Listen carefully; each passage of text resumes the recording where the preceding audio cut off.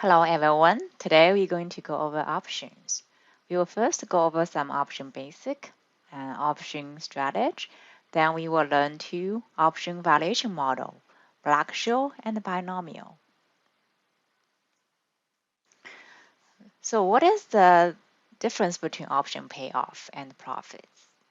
Right? Payoff is when we exercise option at the time. How much is this value to the investor? While the profit, we have to exclude the cost from the option payoff. Whether it's a call option, put option, you can either take the long position or short position. For long position, basically, you are the option holders. You pay the option premium and you have options. You have right to do something. For the short options, you have written some options, your option writers. So you're going to sell the option first to collect the option premium. Let's review the basic call put option profit formulas. So suppose you are in the long position, you are call holder. You paid $2.50 and purchased a share of a call at a strike of $50. So you have the right to buy the stock at 50. If the stock price is above 50, your option is in the money. The payoff is calculated between the stock price and the strike. If the stock price is below 50, your option is out of money. You can simply walk away. You don't have to exercise. So the net profit of call holders is summarized using a max function between 0 and the difference between stock price and the strike price. Then subtract the cost of the call option, call price, or call premium. We can also use if functions to replace max function. So that's call holder's profit. Call writer's profit is totally opposite. Instead of going up, you can going down, right? So for the call writer, they collect the $2.50 first, and in the hoping the other party are not going to exercise. So if the other party exercise when the stock price is above strike, so the call writer in theory has unlimited loss. So the profit function is the opposite. Call price first, then the max function.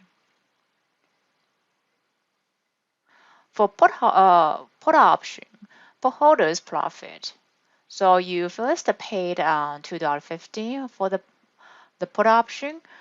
You have the right to sell. You're hoping the price may go down. So if indeed the price goes below the strike, your put option is in the money. Your payoff is between the strike 20 and the stock price. So meaning that you are able to sell at 20 and you provide us a share of stock at the current market price, which is below 20. If stock price is above 20, above strike, your put option is out of money, you walk away. So the profit is very similar, but however, we use max function compare the difference between strike and the stock price versus 0. For writers, it's opposite. You collect premium first, then look at the max function. So that's the basic call profit functions. Now let's take a look at options, some option strategy. I'm going to go over a few one. First one is a protected put. So this is a very commonly used strategy because it's provide a basic insurance hedging function. So protect put, you have both stock and put option. Basically, you have long position in both stock and put option. As a result, the payoff look like very similar to call options. When the stock price goes down, you are guaranteed at a guaranteed payoff. When the stock price goes up, you still enjoy upside payoff. Let's take a look at payoff or profit of protect put. So you have protect put. That here listed the cost. Cost of put is 250. Cost of the stock is 40. Strike is 50. Let's take a look at the two scenarios where the stop price is below strike and above strike.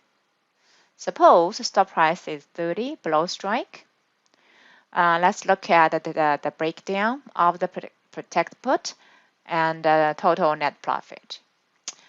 First of all, put option. You pay $2.50. You're hoping the price go down. Price is 30, right? So it means your put option is in the money, right? You are able to sell at 50.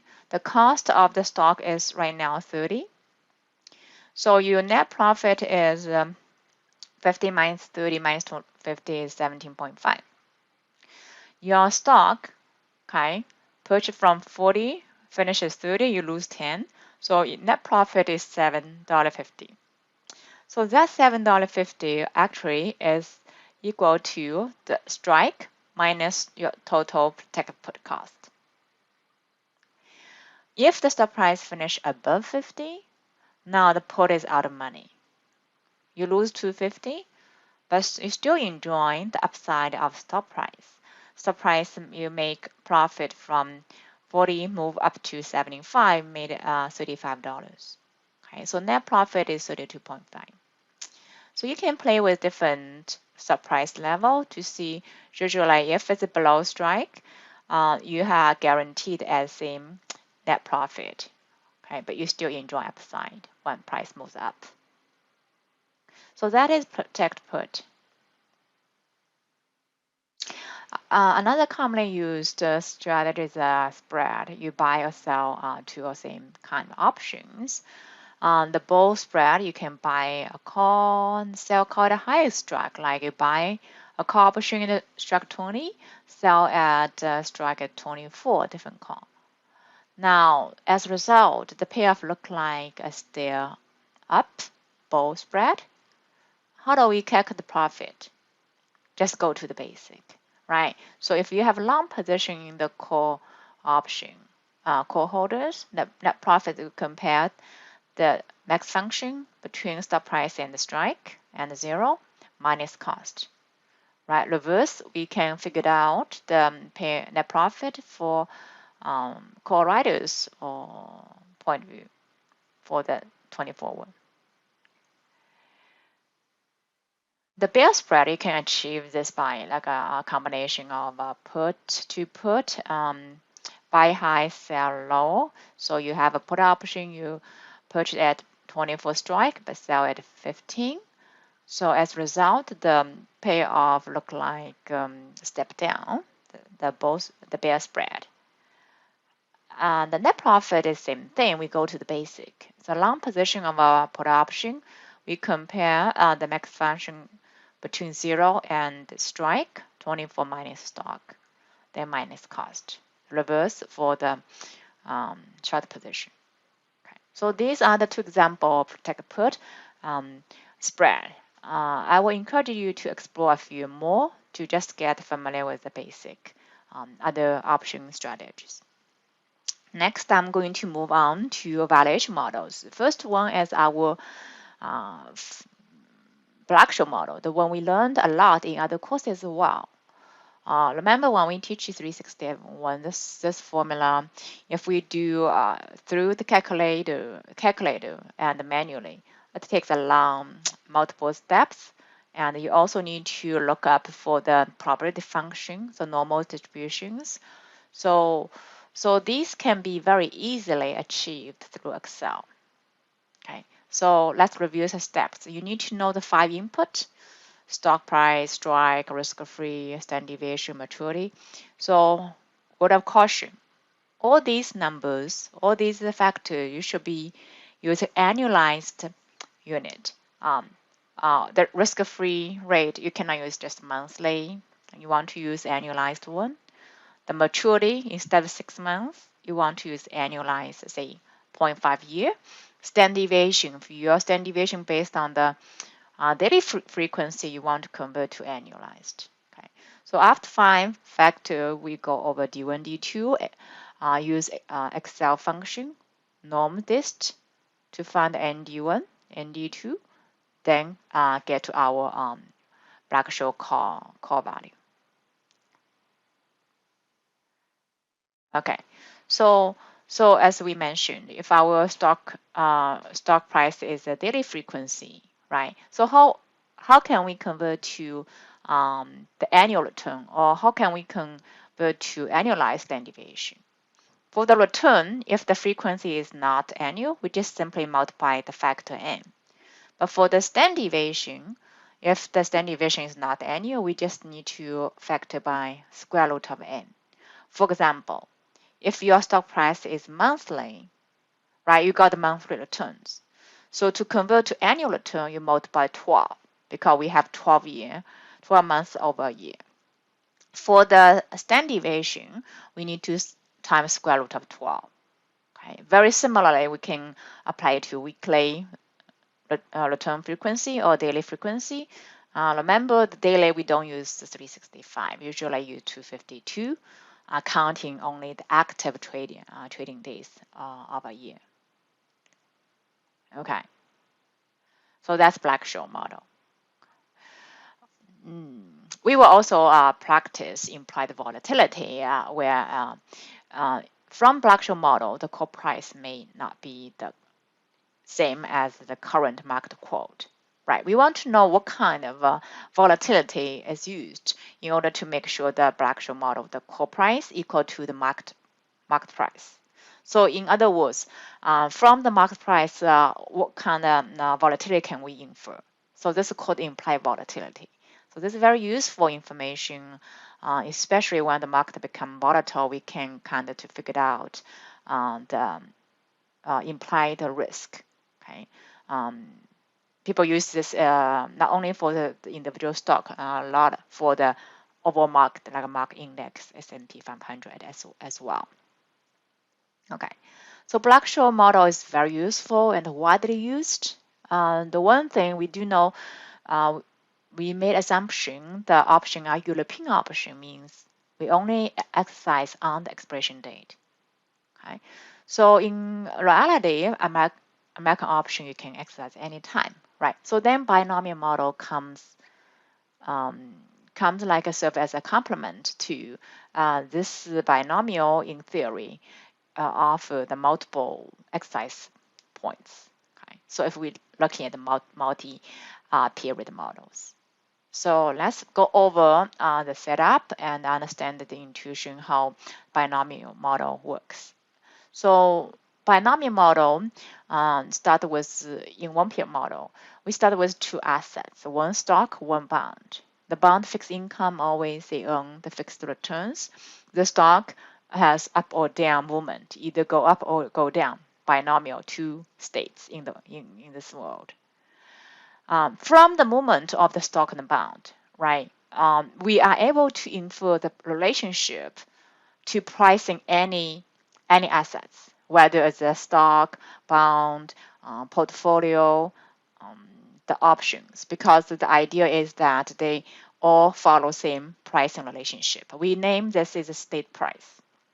So how do we use binomial model to price the call put options, right? So given the input, like how likely we go up or down, interest rate, initial stock price, strike. So given the input, step one is first we will predict stock price at the period one in the future. Then according to the strike price of the options, call option, put option, we will calculate the payoff if the stock turn out to be 55 or 48.5. So what is possible payoff for call option or put option?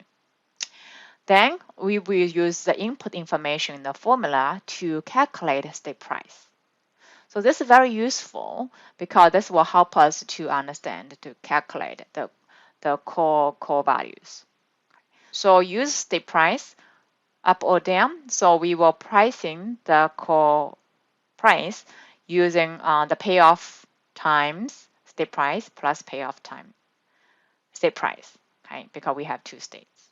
Very similarly, we can also price in the put option price, use the state price and the payoff. That's it. That's it. For 2 period, work the same procedure. Okay. The only thing is when we do the call, for example, call option price, once we figure out the payoff compared to the strike and the stop price, once we finish the calculating state price, we will do the pricing, okay, from period 2 to period 1, US state price. Then do one more period to time 0. It's recursive, backward. We can use same procedure extend to multiple period. Okay, so that way, give us some idea that